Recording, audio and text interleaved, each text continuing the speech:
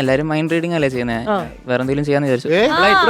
ഇവിടെ നിന്നുകൊണ്ട് ഒരു ചെറിയൊരു സൗണ്ട് കേൾക്കാം. ദൈവം എന്നോട് ചോദിക്കല്ലേ, എന്നോട് മൈൻഡ് റീഡിംഗ് ആവശ്യം മൈൻഡ് റീഡിംഗ് അല്ല ചെയ്യാൻ പോകുന്നത്. വെറൈറ്റി ചെറിയൊരു സംഭവം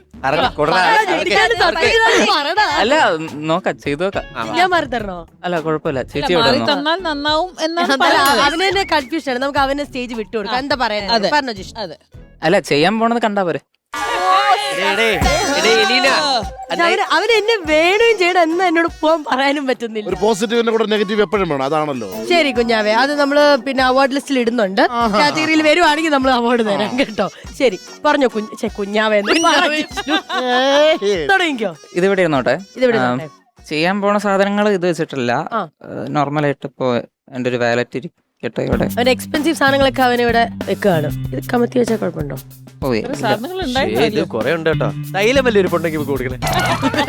ഇല്ല, ഇനി ഞാൻ മാത്രമേ. ചേട്ടനൊന്നരാവാ. ചേട്ടൻ വരും. നിനക്കെന്നെ മനസ്സിലായാടേ? ചോദിക്കുന്നതിന് കൃത്യമായ ഉത്തരം കൊടുക്കണം. കള്ളത്തരം പറഞ്ഞ് ചെറുക്കനെ പറ്റില്ല. ഞാൻ കൊണ്ടുവന്ന പയ്യനായോണ്ട് പറയല്ല, അവൻ കൊണ്ടുവരണവർക്ക് എന്നെ പണി കൊടുക്കണവനാ. എന്റെ നല്ല മനസ്സ് എല്ലാരും അറിയുമല്ലോ എന്റെ ഭഗവാനെ. ഇല്ല മൈൻഡ് റീഡിംഗ് അല്ല. ഇല്ലേ? ചേട്ടൻ എന്റെ കണ്ണ് കുത്തി പിടിക്കണം. കണ്ണു കുത്തി പിടിക്കണം. പൊത്തോടെ മുത്തേ. അല്ല പറയട്ടെ, എനിക്കൊരു 30 സെക്കൻഡ് സമയം എന്താ. ചേച്ചി ചെയ്യേണ്ടതെന്ന് വെച്ച് കഴിഞ്ഞാല് ഞാൻ തിരിഞ്ഞേക്കാം, എന്നിട്ട് ഞാൻ പറയണത് കൃത്യമായിട്ട് കേട്ടിട്ട് അതിനനുസരിച്ച് ചെയ്താൽ മതി. ഓക്കെ, ചിരിച്ചു നിർത്തുന്നതായിരിക്കും. എങ്ങനെയാണോ? പറഞ്ഞോ. ഓക്കെ. എലീനേച്ച് ചെയ്യേണ്ടതെന്ന് വെച്ച് കഴിഞ്ഞാല് നന്നായിട്ട് മൈൻഡ് കൊണ്ട് ഏതെങ്കിലും ഒരെണ്ണം ഫോക്കസ് ചെയ്യാം. ഒന്നിലും തൊടണ്ട ഇപ്പൊ തൽക്കാലം. ഇവിടെ ഇരിക്കുന്ന ഒബ്ജക്ട്സ്, ആ പേപ്പർ വേണ്ട. ശരി. എന്നിട്ട് മൈൻഡിൽ ഏതാണോ പെട്ടെന്ന് എടുക്കാൻ തോന്നണേ അതെടുത്തോ.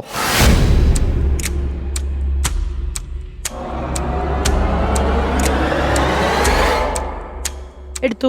അതൊരു കാര്യം ചെയ്യും, അത് ശ്വേത ചേച്ചിക്ക് കൊടുത്തോ. ഓക്കെ.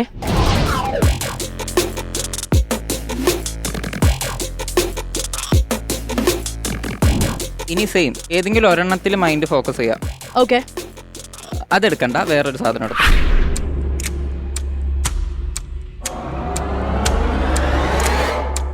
ഓക്കെ. അതൊരു കാര്യം ചെയ്തോ, അത് നോബി ചേട്ടന് കൊടുത്തോ. നടന്നൂപ്പാട് വരും. ചേച്ചി 2 എണ്ണം ഉണ്ടല്ലോ ഇനി ബാക്കി.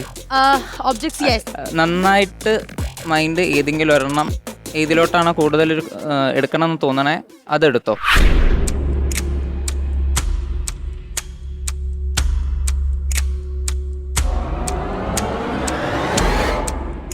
എടുത്തു. അതൊരു കാര്യം ചെയ്തോ, ശ്രീവിദ്യ ചേച്ചിയുടെ എടുത്തു. മറ്റേ ഒബ്ജക്റ്റ് എടുത്തിട്ട് ഡയാന ചേച്ചിയുടെ അടുത്തും കൊടുത്തു. ഇനിയിപ്പോ ഏതൊക്കെ ഒബ്ജക്ട്സാ കിട്ടിയെന്ന് ഇങ്ങനെ കാണിച്ചു വെക്കണ്ട. ഞാൻ തിരിഞ്ഞാലും കാണാത്ത രീതിയിൽ ഹൈഡ് ചെയ്ത് എവിടെയെങ്കിലും വെക്കാൻ പറ്റുമെങ്കിൽ വെച്ചാൽ നന്നായിരിക്കും. ഈ ഡയാന ഏത് ഹോസ്പിറ്റലിലെ നഴ്സ്? തമാശ പറയാം. ഇയാള് ചികിത്സയ്ക്ക് വരുന്ന ഹോസ്പിറ്റലില്ല, മെന്റൽ ഹോസ്പിറ്റൽ. കിട്ടിയില്ലേ? ഇല്ല, ചോദിച്ചു വാങ്ങിച്ചു. Yes, I'm done with everything. അത് ഞാൻ കാണാത്ത രീതിയിൽ ഹൈഡ് ചെയ്ത് വെച്ചോ. എല്ലാരും കംപ്ലീറ്റ് ആയിട്ട് ഹൈഡ് ചെയ്ത് തിരിഞ്ഞു കഴിഞ്ഞാലും ഓക്കെ, ആരുടെ അടുത്താണെന്ന് അറിയരുത്, പറയരുത്, അത്രേ ഉള്ളൂ. എന്നാ കണ്ണു കേട്ടോ. അല്ല പൊത്തല്ല, തുറന്നു. ഓക്കെ, ഞാൻ പോട്ടെ. എന്റെ ഒന്നുമില്ല. ഒരു കാര്യം ചെയ്യാം, ആരുടെയൊക്കെ അടുത്ത് ഏതൊക്കെ ഒബ്ജക്ട്സ് ആണെന്ന് കണ്ടുപിടിക്കാൻ ട്രൈ ചെയ്യാം. ഓക്കെ.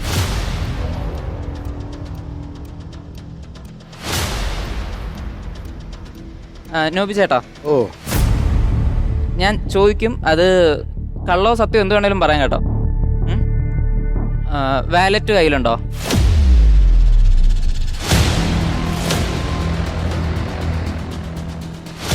ഡയാന ചേച്ചിയുടെ കയ്യിലുണ്ടോ വാലറ്റ്? ഓക്കെ ഫൈൻ, അതിലില്ലാന്ന് എനിക്ക് മനസ്സിലായി.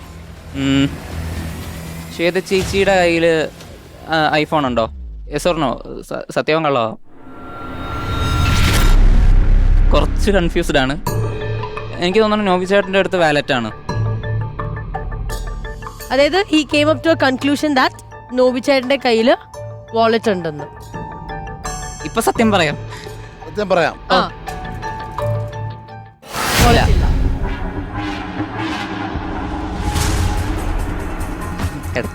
കുഴപ്പമില്ല. അല്ല കുഴപ്പമില്ല, കൊടുത്ത എനിക്കല്ലേ കൺഫ്യൂഷൻ, ആറയിൽ എന്നൊക്കെ അപ്പോഴാ. എല്ലാരും ഓരോ സത്യമോ കള്ളോ എന്തെങ്കിലും പറഞ്ഞേ. എന്റെ കയ്യിൽ ഐഫോൺ ഉണ്ട്. ഓക്കെ. എന്റെ കയ്യില്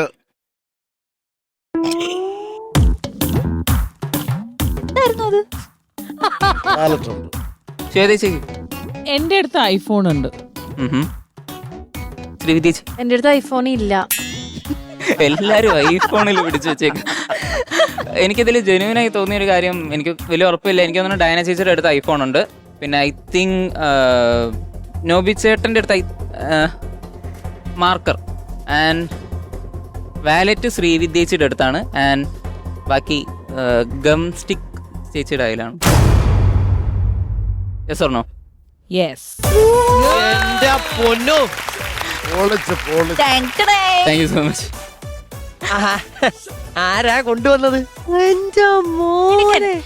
ജിഷ്ണു, ഓ, ഇത് തന്നെയല്ലേ മൈൻഡ് റീഡിങ്? പക്ഷേ മൈൻഡ് റീഡിംഗ് അല്ല എന്ന് പറയാൻ കാരണം ആദ്യം ചോദിച്ചു ഈ പേപ്പർ ആ, റൈറ്റ്, ആ.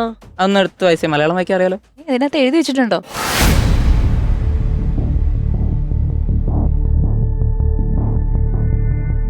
ഈ ഷോ തുടങ്ങുന്നതിന് മുമ്പ് എനിക്ക് തോന്നിയ ചില കാര്യങ്ങൾ ആണ് ഇവിടെ ഞാൻ എഴുതിയിട്ടുള്ളത്. നോബി ചേട്ടന്റെ കയ്യിൽ വാളറ്റ് ആയിരിക്കും എന്ന് കരുതിയെങ്കിൽ തെറ്റി. ചേട്ടന്റെ കയ്യിൽ മാർക്കർ ആയിരിക്കും. വേദ ചേച്ചിയുടെ കയ്യിൽ ഗം സ്റ്റിക്ക് ആയിരിക്കും. ശ്രീവിദ്യ ചേച്ചിയുടെ കയ്യിൽ വാളറ്റ്, ഡയാന ചേച്ചിയുടെ കയ്യിൽ ഫോണും ആയിരിക്കും ഉണ്ടാവുക. സോ ഇതില് മെന്റലിസ്റ്റ് കളിച്ചത് ആരുടെ അടുത്താണ് ഒന്ന് ആലോചിച്ച് നോക്കൂ എലീന. Shit, man. ആ കൈ കൊടുത്ത ഓർമ്മണ്ടോ? കൈയല്ല, he just manipulated my mind. എന്നിട്ട് എന്നിൽ കൂടെ അത് പ്രവർത്തിച്ചു. അതെ അതെ അതെ അതെ. ഞാനിനി എങ്ങനെ റോഹിത്തിന്റെ അടുത്ത് പോകും? ഞാൻ നിന്നോട് വീട്ടിൽ വരട്ടെ? അത് അടിപൊളി, സൂപ്പർ. മൈൻഡ് റീഡിംഗ് അറിയോ ജിഷ്ണു? ചെയ്യാറുണ്ട്, പക്ഷെ അതൊരു ഇതപ്പോ ക്ലീഷേ പോലെ ആയി തുടങ്ങി. മെന്റലിസ്റ്റ് അല്ലല്ല, നമ്മള് നിങ്ങൾക്ക് ഒരു നല്ലൊരു വ്യക്തി തരാം. മൈൻഡ് റീഡ് രണ്ട് കാര്യങ്ങൾ പറഞ്ഞാൽ മതി. നമുക്കറിയില്ല ആ കുട്ടി ആരാണ്, പഴയ കാമുകൻ എവിടെ നിന്നാ എന്താ കരയുന്നതെങ്കിലും. പ്രശ്നം. ജസ്റ്റ് ഒന്ന് പേടിപ്പിച്ചാൽ ജീവിതത്തിൽ എല്ലാം പറഞ്ഞോളൂ. ശ്രീവിദ്യ ഒന്ന് കണ്ണടക്കെന്ന് പറയുമ്പോൾ തന്നെ ശ്രീവൃത്തി പറയും, സത്യമായിട്ട് എനിക്ക് 4 പ്രേമുണ്ട്. ജിഷ്ണു പറഞ്ഞു, ജിഷ്ണു അതിലേക്ക് ഫോക്കസ് ചെയ്യുന്നില്ല, അതിപ്പോ വേണ്ട എന്നുള്ള രീതിയിലാണ്. വടക്കേക്കര വീണ്ടും ഒരിക്കൽ കൂടി ജിഷ്ണുവിനെ ഇറക്കും. അന്ന് ഇവിടെ ഉള്ള കുറെ പേരുടെ മനസ്സ് അവന്റെ പോക്കറ്റിൽ ഇരിക്കും. അങ്ങനെയാണെങ്കിൽ ഞങ്ങൾ പേരിന് വേറൊരു പൊന്ന കൊണ്ടുവരും. ഭയങ്കര കിടിലമായിരുന്നു ജിഷ്ണുവിന്റെ ഈ ഒരു പെർഫോമൻസ്. Thank you so ഏറ്റവും much. എനിക്ക് ഇഷ്ടപ്പെട്ട എന്താണെന്ന് അറിയാം, ഈ പറഞ്ഞ പോലെ ജിഷ്ണുവിന്റെ ഒരു അപ്പിയറൻസ് അല്ലേ. അല്ല, ജിഷ്ണുവിനെ കണ്ട ലുക്ക് എന്ന് പറഞ്ഞു കഴിഞ്ഞാൽ പടം വരച്ചിട്ടൊക്കെ പാടൂലേ, അങ്ങനത്തെ ഭയം നടക്കുമല്ല. എടാ പോണ വഴിക്ക് നമ്മുടെ ഈ ഷോ ഡയറക്ടർ അനൂജ് ചേട്ടന്റെ മനസ്സൊന്ന് വായിച്ചിട്ട് പോലെ സംഭവം ഇത് വർക്കാവണുണ്ടോന്ന് അറിയാൻ വേണ്ടിയിട്ടാണ്.